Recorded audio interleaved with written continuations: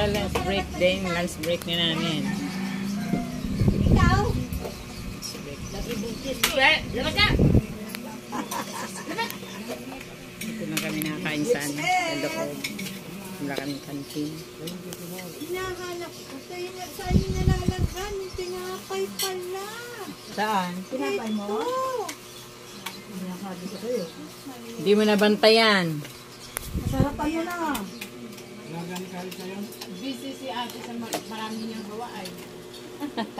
Tinignan ko dito sa labas. Pero yung nandun pa sa gilid doon. Ayun oh. Bigay mo na daw sa kanya yan. Paplanta mo kay Julia. Ano ipaplansin yung tinapay? Na ngayon, pinapag ka. Oh? Para wala yung langga. Para mainit.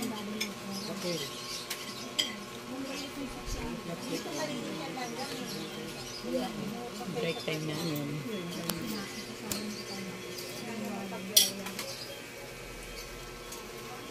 Kapag dito dahil ko lang ako mo. Anong tao yun eh? Laki yan sa tahilan. Sino? Si Topi? Coco. Ah, si Coco. Ay, di sabihin galing mo doon? Na inuwi nyo? Oo.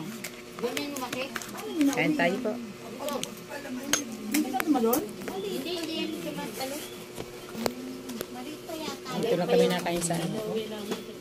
Dalawi Sa yan tama. loob. Wala kaming kantin kasi. Kung break time dito lang kami. Ayun, di na pwede. Laki. Kain pa. Ito, base. Ito, pandak lang.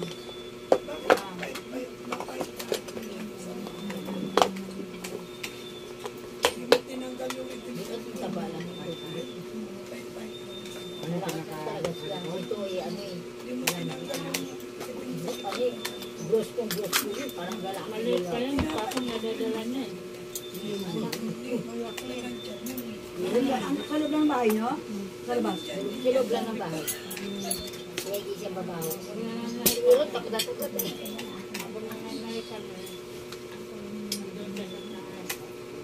Ito na.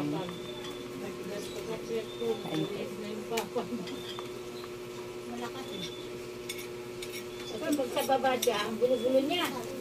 Saan napapag? May gasa doon? Saan mo nakuha yun doon? Hindi. Kabuyaw, pinili namin ni Mandaan.